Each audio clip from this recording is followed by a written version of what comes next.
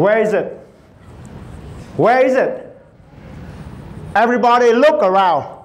Search this whole castle upside down. Keep looking and don't stop until you find it. That evening, the queen had lost her precious necklace.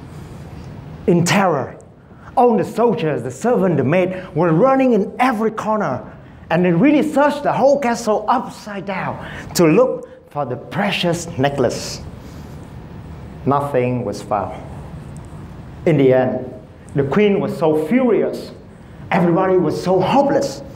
And just before they were about to give up, the little princess appeared. And she was surprised. So she asked, "What happened, Mommy?" And the queen was so exhausted. She says, "Somebody stole my necklace. It can't be found." Tilting her head a little, the little girl asked, "Mommy, isn't it right there under your cheek?"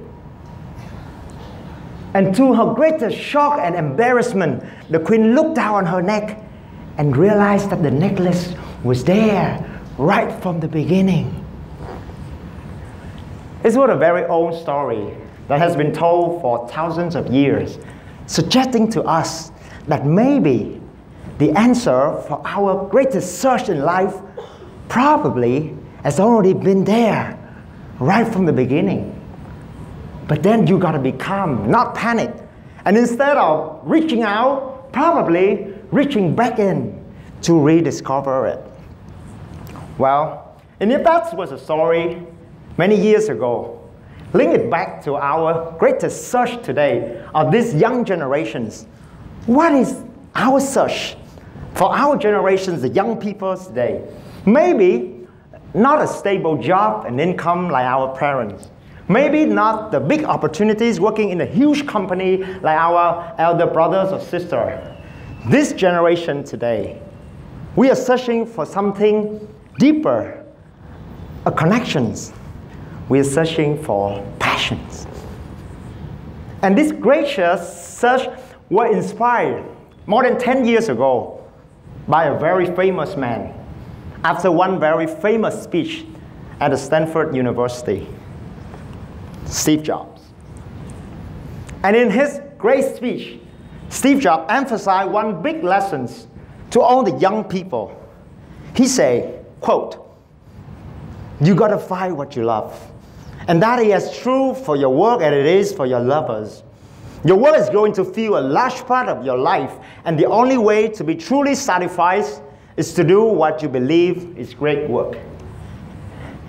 And the only way to do great work is to love what you do. If you haven't found it yet, keep looking. Don't settle. So, started the huge movement of our generations going out and searching for that big things, our passions, a sense of missions. Our generations today, I think we desire for something more. We want to make an impact, a social impact, a political impact, even an environmental impact. We want to believe that somehow we can make a difference. So it's a beautiful thing. And this speech was a very inspiring speech indeed. However, there's one big problem with this speech. Maybe due to time constraint, Steve Jobs only managed to urge the young people to go out, to keep looking for that passion, for that meaningful work.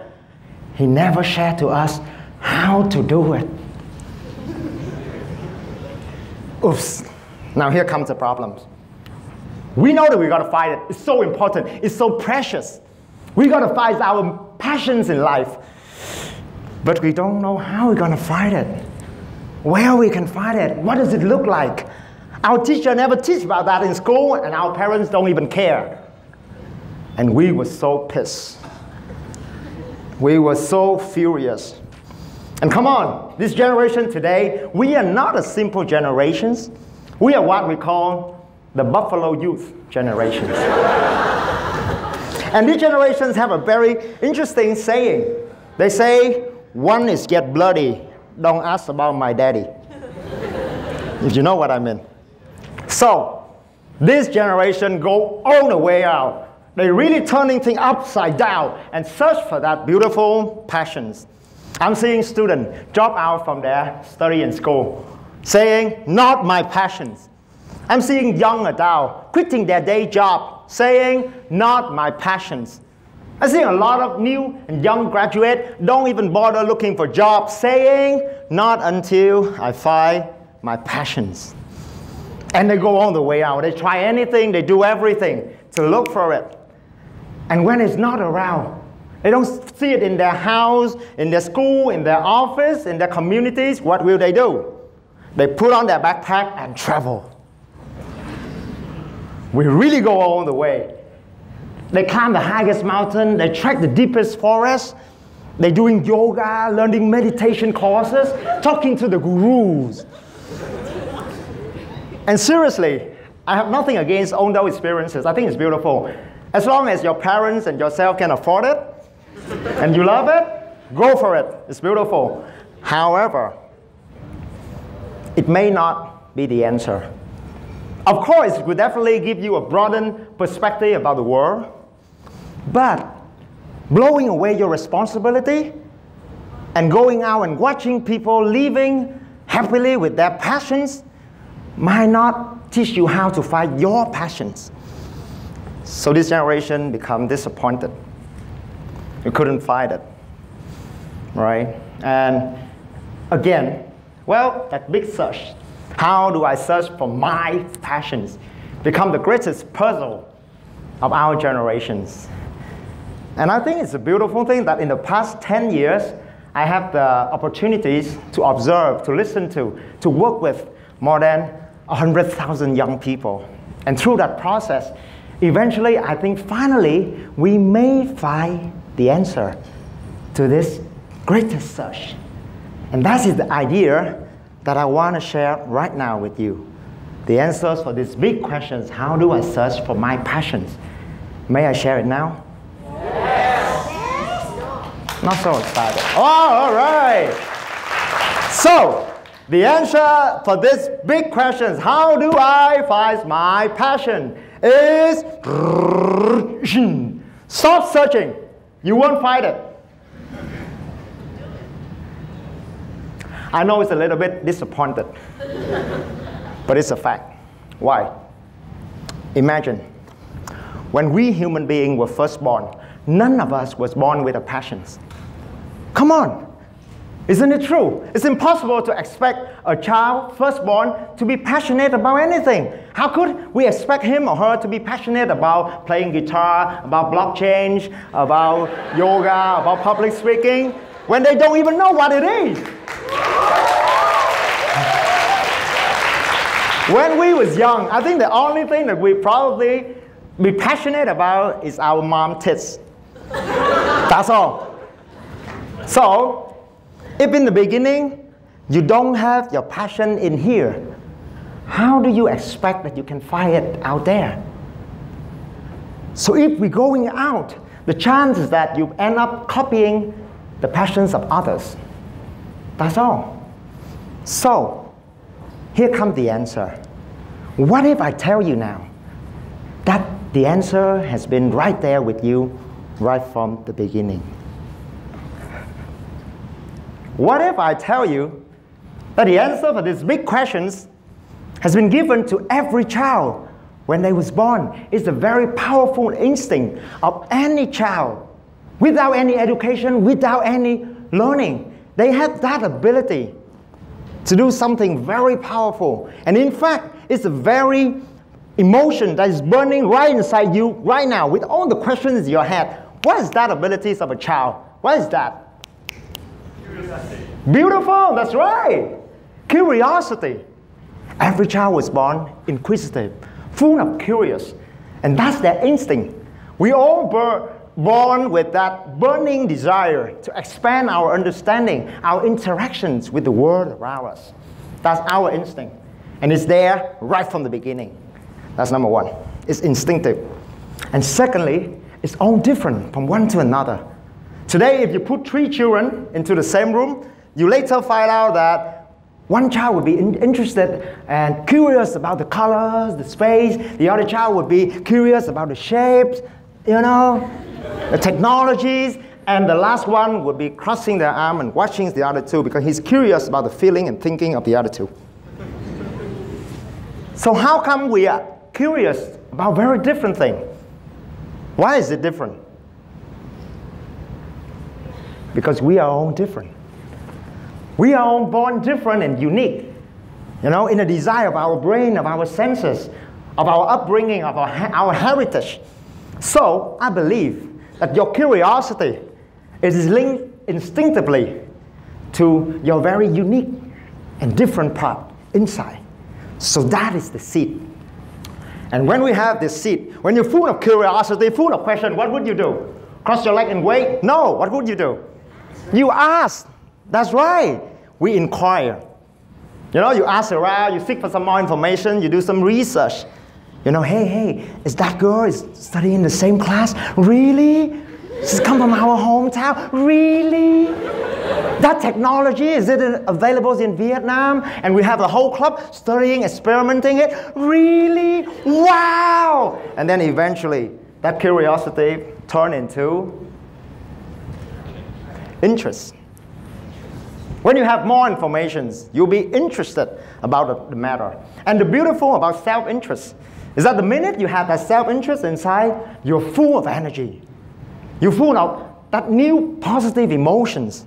Remember the last time when you're interested in a new piece of technology, maybe your latest phone, and you just bought it? What would you do? You spend the whole night playing around with it until 2 a.m. and don't feel tired, right? That's the energy. That's the persistence and excitement that I'm talking about, because now you're going to need that for the next step. When you're full of energy, excitement, right? What are you going to do next? You take actions. You throw yourself into practice. And this is the process of nurturing this interest into the next things called passions.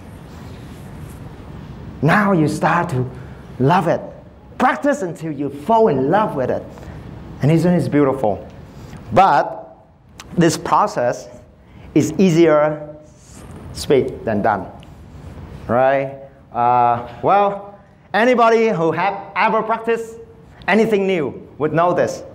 When you first started doing something, do you feel joy, passions, and love immediately? No. When you first started doing something, nobody is talented and good at anything. Nobody is passionate about anything.